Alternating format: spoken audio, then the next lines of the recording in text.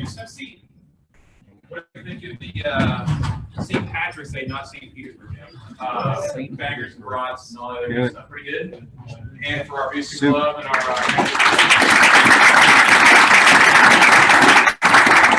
also heard that to keep it light when we walk into this, we're wrapping up today. There were some heavy subjects, but it's always good to have a little bit of levity. Will, you got a dad joke? Is that right? Yeah. Well, I'm always his dad joke. All right, speak up. I hear you. Mask off for the joke. What's a pirate's favorite workout? It's gotta be in a Sometimes it's the plank. Sometimes it's the arms. Some days it's the booty.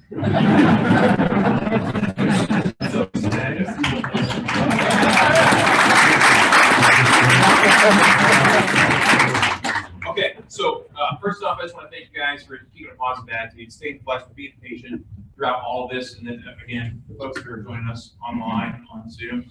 Not an easy subject, right? It can be a little confusing, a little bit convoluted. I got some great input on some clarification I'm going to ask up the chain on some of the things, like one that was very apparent that even I saw, but I didn't want to bring it up, was like, if you want to join a gang, like how does that work? You know what I mean? Like that seems pretty shocking to me, and we actually, that occurred in a WC, I know that about a decade ago, and it was not good, and it ended very poorly with an individual. Which again, I would not recommend, or I'm not condoning anybody to join a gang or something like that, unless the gang is like, this is my bicycling, mountain biking club in Napa gang. In my mind, that's a really club, not a gang, but anyhow.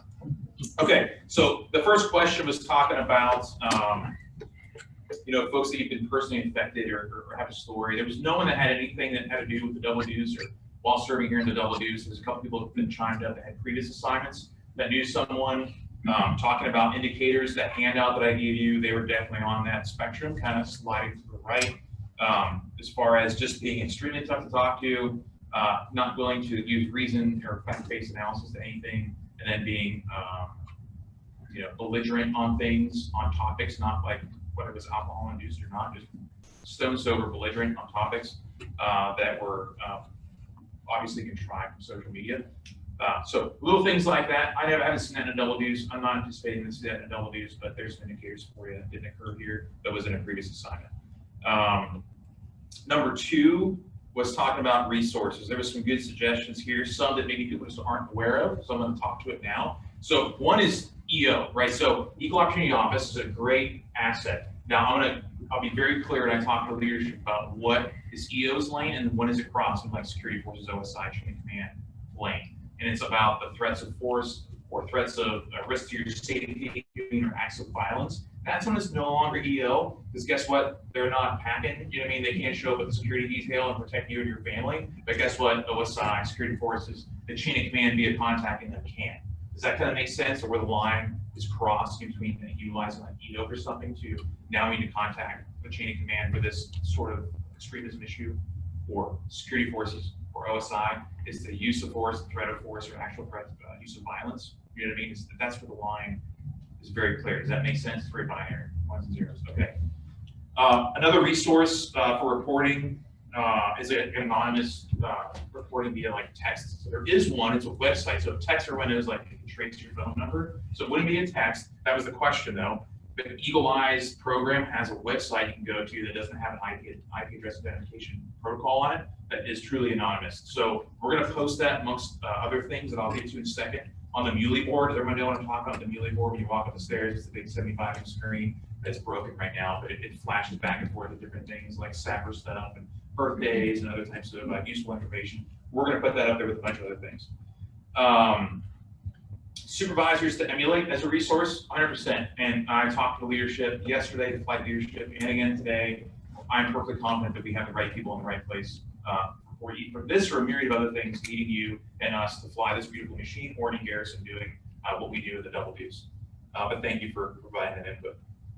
The open door policy, got it. Like, I'm going to continue to do that. If there's anything you need to come in and talk to the shirt about, or me, that has to do with anything with this and need to, for whatever reason, circumvent the chain of command because of timing, you know what I mean? It has to happen quick. You feel like there's a level of expediency to what you need to tell, that's fine, okay? You can roll on in. My execs They don't stop anybody. Christine will stop every once in a while. I'm just kidding. I'm just kidding. But like, if you need to roll in, just roll in hot and tell me, or tell the shirt, tell the chief if you need to go straight to the top. That is okay, especially for this subject. Off base. If you feel threatened off base, don't call the chain of command. You do that after the fact. But if you feel like physically threatened, there's a risk to your life or your family's life or your safety, you can contact a local like first responders, like the police. Okay. I want to be very clear about that. They may seem very obvious, but most people just clear it right now. If you're living off base and there's a threat. Okay, number 3. What recommendations do you have for building stronger, more cohesive units? That's kind of like a DEOX question. They didn't get a lot of responses, but one was just, hey, COVID sucks. Yeah, I got it. Let's do more activities together. So we're gonna have a spring fling on the 24th. I've been working on this for a while, along with trying to get Colonel Simmons to kind of release some of the restrictions. So the 24th of April, we haven't put it yet on the alcohol slides. Probably Friday we will. We're going to have something like our Fall Fest for families. Kids are invited. We're going to use Unite funds. We're going to have burger burn. We're going to have food, festivities, everything kind of included. It's going to be in Travisville Park. Stay tuned for details. We still got a month and a half for that to happen. But I just want to let you know now that I am 100% focused on the morale of our team and the culture and trying to keep that rolling along. Because what we do together is kind of this and kind of our burger burns, but it's not enough in my opinion, right? We didn't have our holiday party, didn't have our Thanksgiving potluck. Like, we need to do more of that stuff. And please, I'm being aggressive. Just be patient with me on that. But we're gonna be getting together more as far as something that we can do to build more cohesive and stronger unit in the double deuce. Another thing was okay. So we talked about like they use the term self-policing. I don't like that term. I like the term like self-monitoring. What that means is like, if you're in garrison and a joke is told, right? And this shouldn't be new. I talk about this in DEOX. Or if you're a cruise and something's said and you're like, that could be perceived as like not healthy for unit cohesion, probably not good. Whether it tickles something that's on their race, gender, creed, whatever, you know what I mean, sex type of jokes or anything. Like, be that like bumper pad on bowling when you're a kid, where it's like a gentle nudge with your wingman, be like, hey man, or hey gal, like that. Pull them aside, talk to them, like, that's not cool. You know what I mean? That's not what we did in double deuce. That's not what we did in the Air Force. Come back to the center. You know what I mean? And if that doesn't work, you come talk about the chain of command. Okay? Clear enough? We talked about DEOX. None of this stuff should be really shocking, but it was brought up during the discussion, so I want to talk to it. All right, number 4. This had to do, again, with some of the resources that be effective in identifying, responding to, and defending against extremism.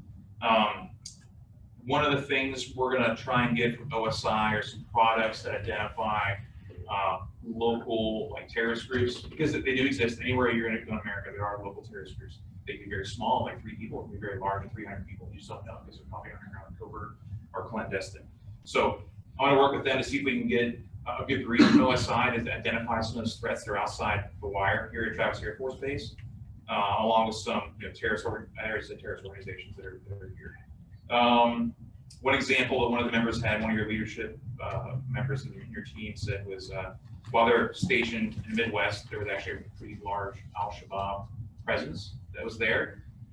That they had no idea that would exist in the Midwest, but it was there. And only OSI knew about it and briefed the team when it became a big enough threat that they felt they needed to, and that was pretty helpful just to kind of identifying what those extremist threats could be. So I'm going to push for that as well. I already talked about the Millie board, kind of updating some of that interesting anti-terrorism stuff. We're looking at no like CBTs, but the anti-terrorism CBT, I would say, is kind of bland and kind of one-sided. If we kind of drew that a little bit along the extremism side and eliminated some of the stuff that's not useful, but keep the same timeline of slides on the anti-terrorism CBT would be good. That's a suggestion I'm going to push up. And a reading list. If you're interested in this, as far as understanding more about kind of the human history of extremism, because it's been around since caveman days. Some of the stuff I looked up, kind of preparing for this, was kind of interesting, going back to like even Roman Carthage, back in 256 BC. There was some extremist activities that was occurring back then, and it was a little more widely accepted because of what was going on then. Next question, number 5. So yeah, reading list. Going back on that, we're going to try and work on getting a reading list if we can. Number 5.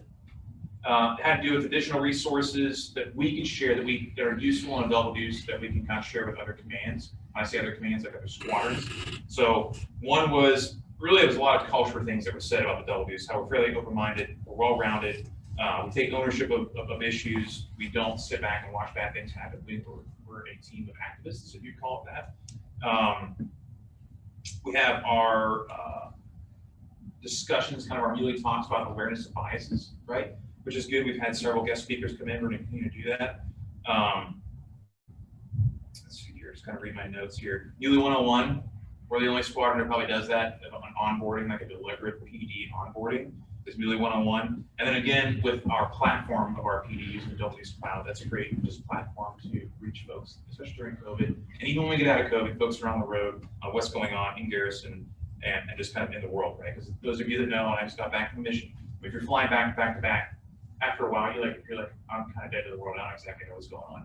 You know what I mean? It takes a few days to kind of get caught back up. When you have that resource, they can kind of bring you back to center to see what's going on and keep you with current events. Okay. 6 had to do with policy, right? And that has to do with the slides, the data that I was given, and I derived my own slides and pictures and things. Some things are contradictory. I talked about like joining gangs. I'm gonna ask for clarity on that because it seems a little one-sided, like, hey, you can join gangs if it's approved through your command chain or your civilian chain of command, and it has, you know, good order and discipline. I'm like, this doesn't make sense, you know what I mean? So I'm just gonna ask for clarity on that. Just to kind of a promise to you, one of the questions that was raised. And then to wrap this up on 7, this had to do with, and this was a blind spot I had to do with how would you assess the climate in your local community? Do you feel like local community leaders are well postured to respond to extremist risks that threaten you and your family? I was thinking physical, like threats, right? And I was thinking like, oh, like how's West Sac, how's Danville, how's, you know, Woodward, the different areas around here, like what are the risks, you know what I mean? What's the local police posture to respond to that? One of our Aaron brought up, I thought this was pretty insightful, saying, what about the virtual community? So like what you're feeding your brain, what you're feeding, you know, kind of like, you know, your mental space, what's flooding your mental space, because with COVID, many of us aren't getting out of the social settings as much as we did previously, but we are spending a lot more time on our phone, on our computer. What are we feeding, you know, through that device? I don't know how many of you have seen The Social Dilemma on Netflix. A decent amount of you. Like it's very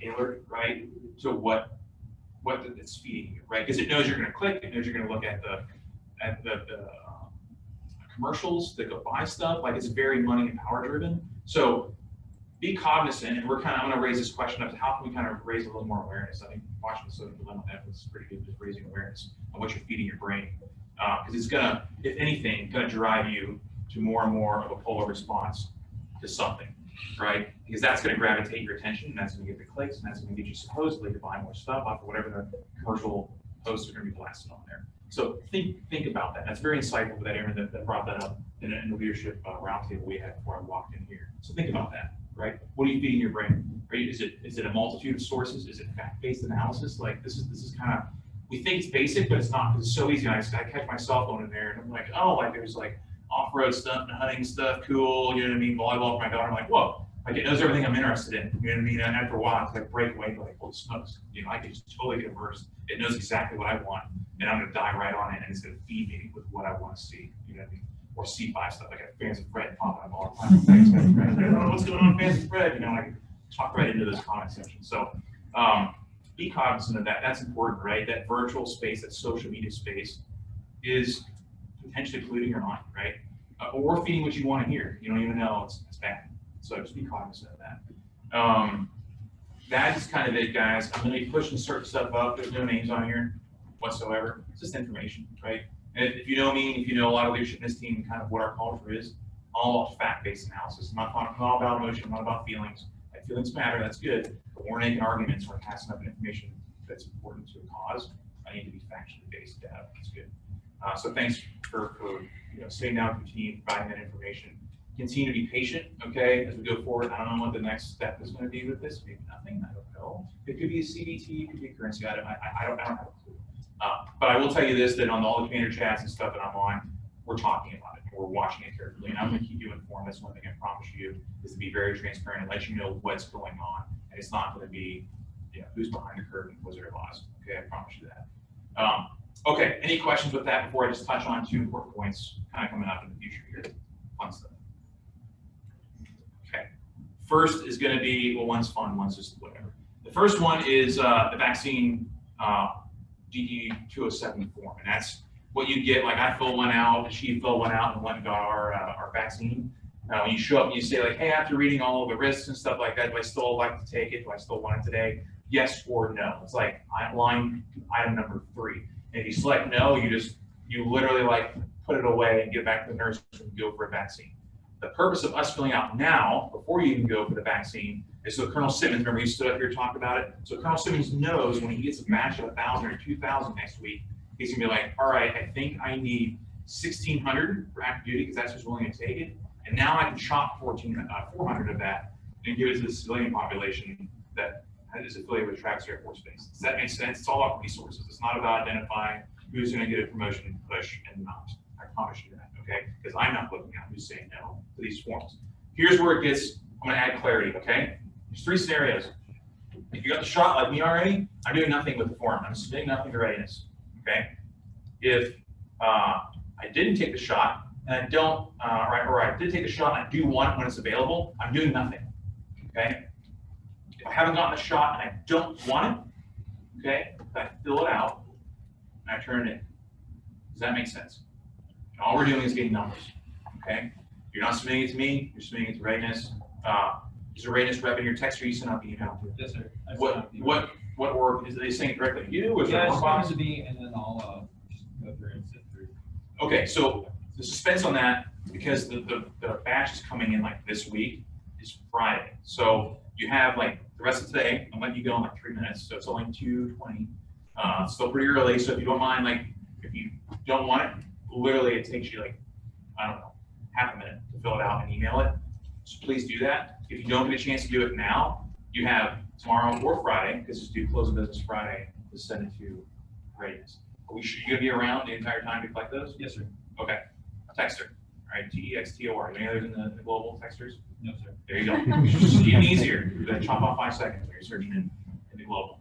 Okay, that's the first piece. Second one, fun one, right? So this weekend we've got the muley skiing, sledding extravaganza. That's gonna be on Sunday. The execs are gonna push up that slide with details again on Friday. Like I said, I'm clearing off the first half of the day if you decide to spend the night up there to travel back, so you don't have to show up to work the first half of Monday, which is a pretty good deal if you decide to go up there, participate, and spend the night, okay? It's an honor system, so please, if you're gonna take advantage of that, be skiing or sledding or snowboarding. Be safe up there. The other piece is if you don't wanna go do that in Tahoe, on Monday, we've got from, was it 1 to 3? What are the times? So 11 to 2, sir. 11 to 2. 11 to 2, okay? We've got the bowling alley reserved for just us. And it's free. So the Booster Club is paying $8 cash for each person to go in and include shoes and includes as much bowling as you want to get in those 3 hours, right? If you want food, bring some cash with you. They're going to open up the bar for us, right? To cook up some burgers or whatever you want to get, some chicken fingers along with it. But that's pretty big right now. Again, like I said, this is our first effort to get back into doing really cool stuff together. Less of the individual clubs, more stuff together. Clubs aren't dead. We're just going to do a little bit less in the near term so we can kind of, again, reinforce some of our culture together as a team. Does that make sense? All right, so the weekend is an option, Monday's an option, or you can do both if you're badass, really badass, right? And it's inexpensive up on the hill or up in Tahoe, especially if you don't spend the night, and it's free if you go do the bowling. If you're not doing either one of those, right, you're at work on Monday, probably hanging out with me. Cool. All right, anything else around the room, guys? It was a quick 21 minutes, we'll finish by 22. Yes, sir. Yes. We're doing murder boards in the conference room after we're done meeting here. If we can get some more volunteers, that would be huge, guys. We're trying to get the packages up to group for some quality 1206s. Yeah, it's an early day, guys. So please, I'll be expecting to see folks. Yeah. We'll probably also be meeting. We'll be meeting next week too, Wednesday. So we'll need some additional volunteers. If you're not free today, come hit me up. And so there's only one the global. Okay. Anything else? Great plug. Yep. Okay, well. Instructors, evaluator, teacher shift, STRP tomorrow, 11 for enlisted, 13:30. Cool. Anything else? One once. One twice. Thanks, guys. Carry on. Have the best of your day. I'll see you Friday.